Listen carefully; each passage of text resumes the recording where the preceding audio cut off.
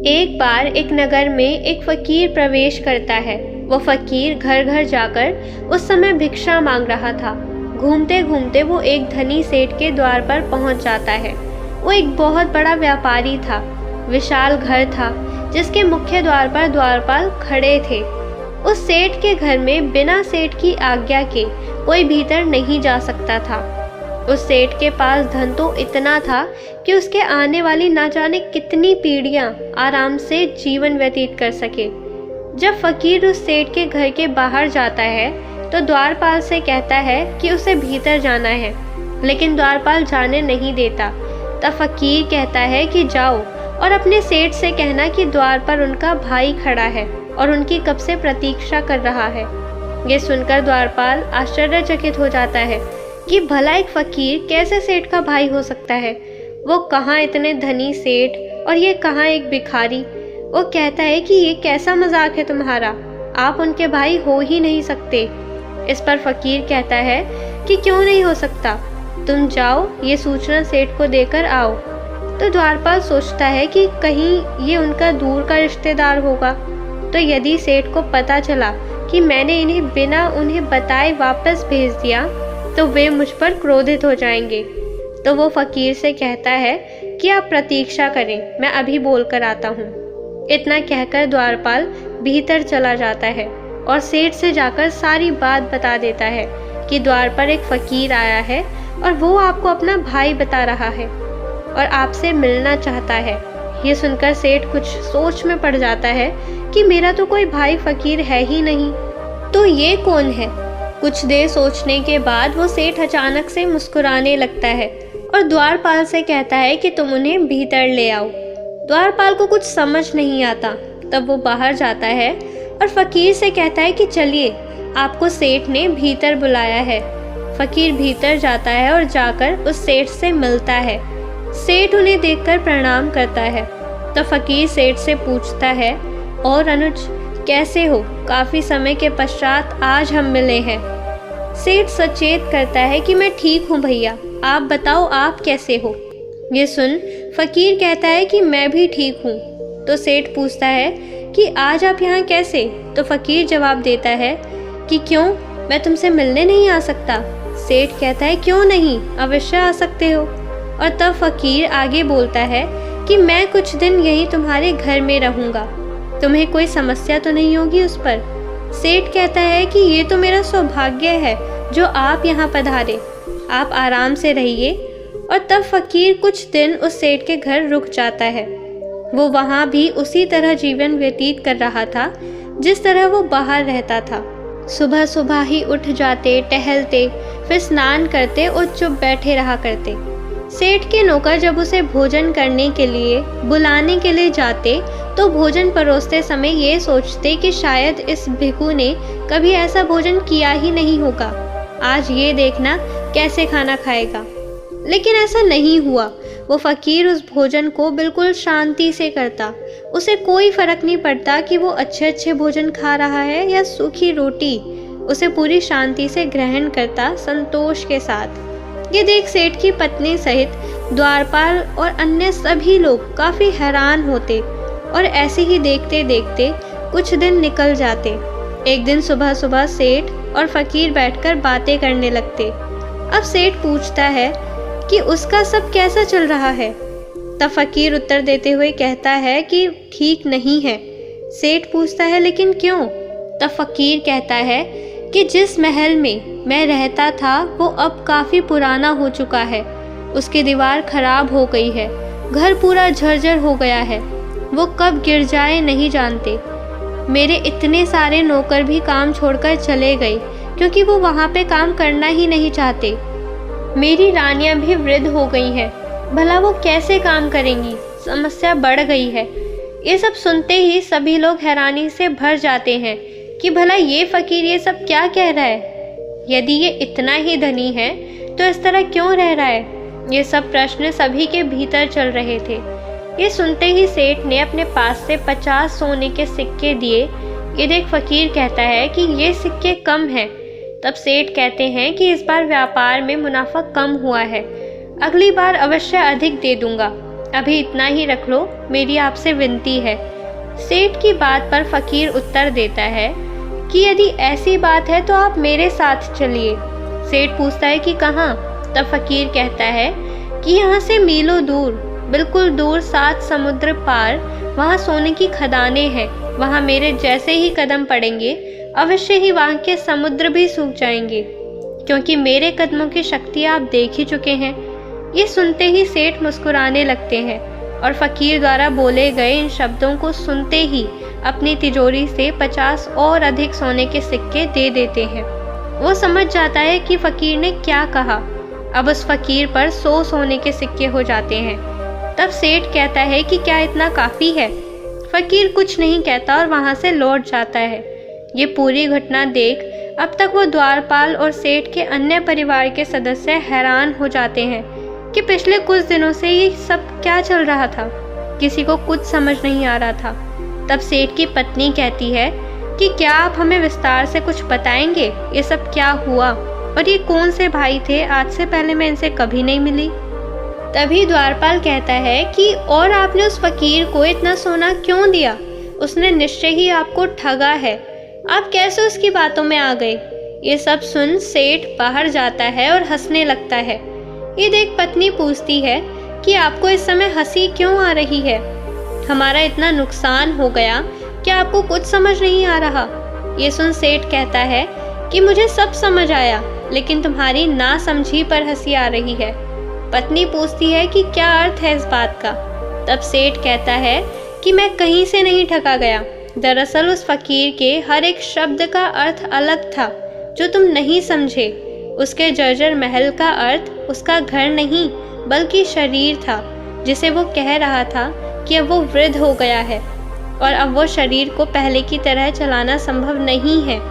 नौकरों से अर्थ उसके दांतों से था जो कि टूट गए हैं, और कुछ रानियां अर्थात उसकी 5 उंगलियां हैं जो कि अब पहले की तरह नहीं चल रही हैं। और अंत में जो उसने मुझसे जिस समुद्र का जिक्र किया, उसका अर्थ है कि जैसे ही प्रवेश लिया मेरे घर में पैसों की कमी आ गई, तभी मैंने कम सिक्के दिए, जबकि मैं उसे और अधिक सिक्के दे सकता था।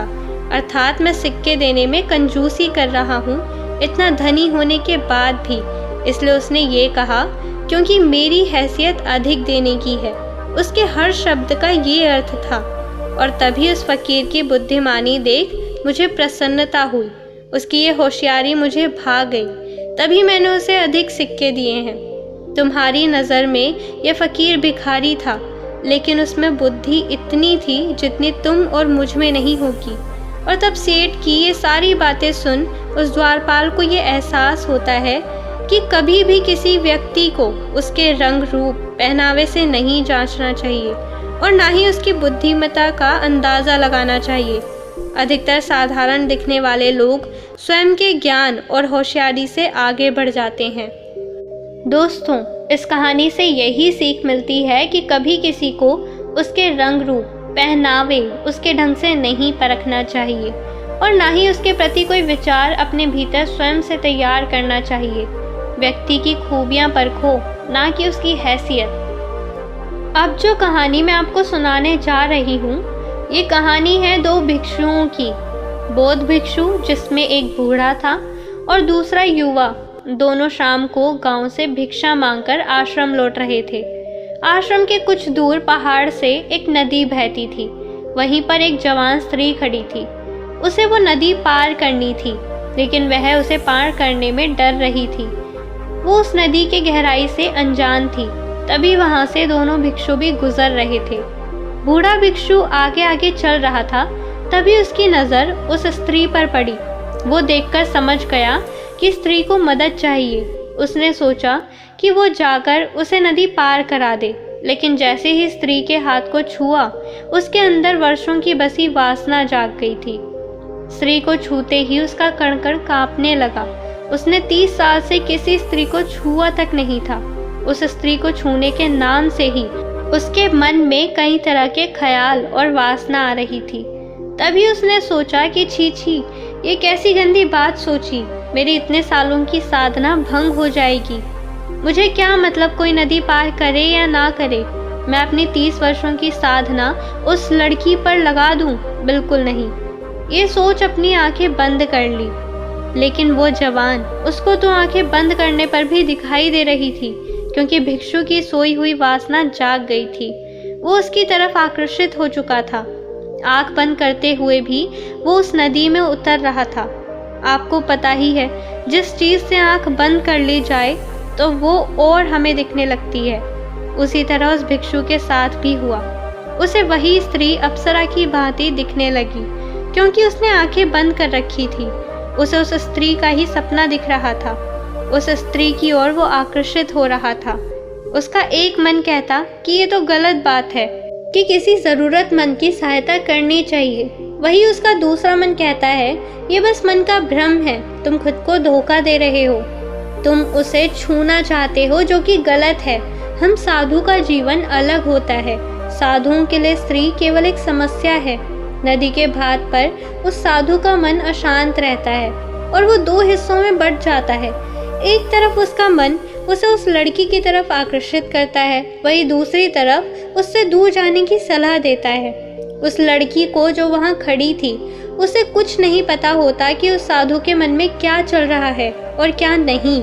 वो तो मदद के लिए किसी का इंतजार करती है, ताकि कोई उसे नदी पार करा दे। बूढ़ा भिक्षु आगे निकल जाता है। तभी उसे ख्याल आता है कि उसका साथी पीछे छूट गया है। कहीं वो उस स्त्री को नदी पार कराने की भूल ना कर दे। वो तुरंत वापस जाता है, ये सोचकर कि मैं पहले ही उसे सचेत कर देता। लेकिन जब वो पहुंचता है तब तक देर हो चुकी थी।